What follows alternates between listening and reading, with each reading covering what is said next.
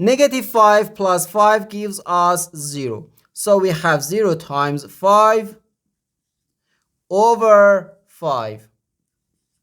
0 times 5 is just 0, and 0 over 5 gives us 0.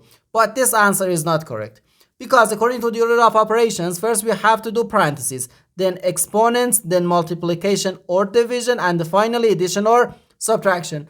Remember that multiplication and division have equal priority, and we have to work from left to right. And the same applies to addition and subtraction.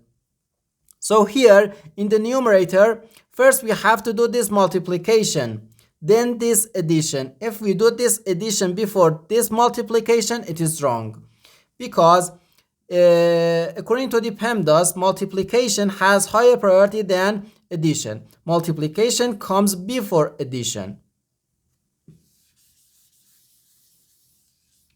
So first this multiplication, 5 times 5 gives us 25.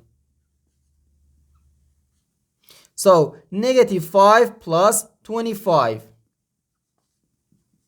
over 5.